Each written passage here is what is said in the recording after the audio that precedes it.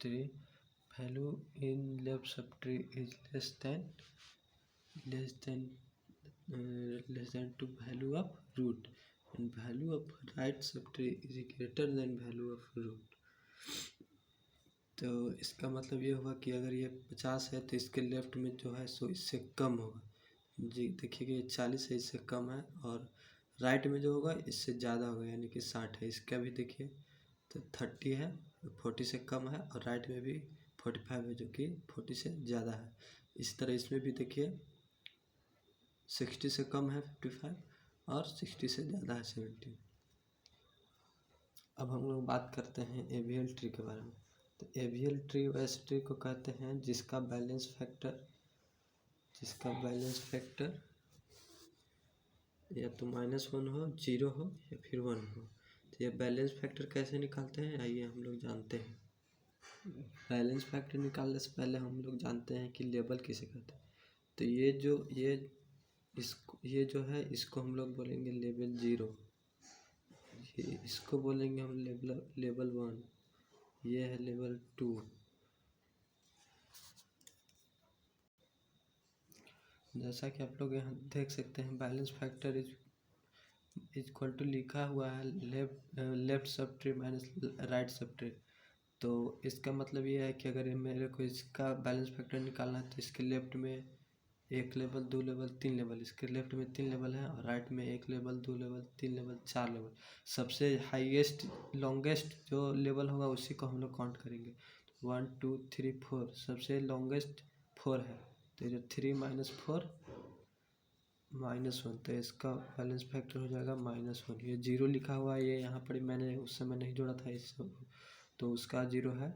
अगर इसको हटा देते हैं तो देखिए 1 2 3 1 2 3 3 - 3 left sub tree minus right sub tree.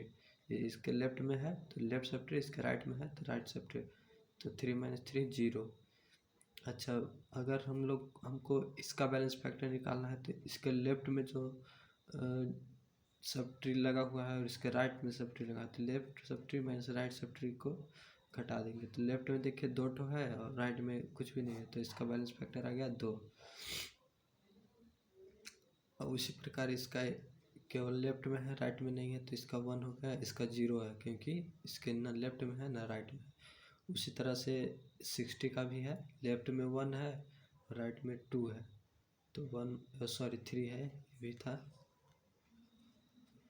तो 1 - 3 - 2। उसी प्रकार इसका भी है, लेफ्ट में 1 है राइट में 2 है, तो 1 - 2 -1, और इसका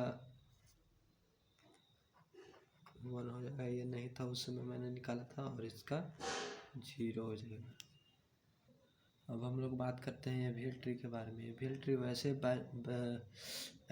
बाइनरी सर्च ट्री को कहते हैं जिसका बैलेंस फैक्टर जो मैंने अभी निकालने के लिए बताया वो या तो -1 हो, 0 हो या फिर 1 हो। अगर किसी भी बाइनरी सर्च ट्री का बैलेंस फैक्टर -1 0 1 है तो उसको हम लोग एवियल ट्री बोल सकते हैं, नहीं तो उसको हम लोग एवियल ट्री नहीं बोलते हैं।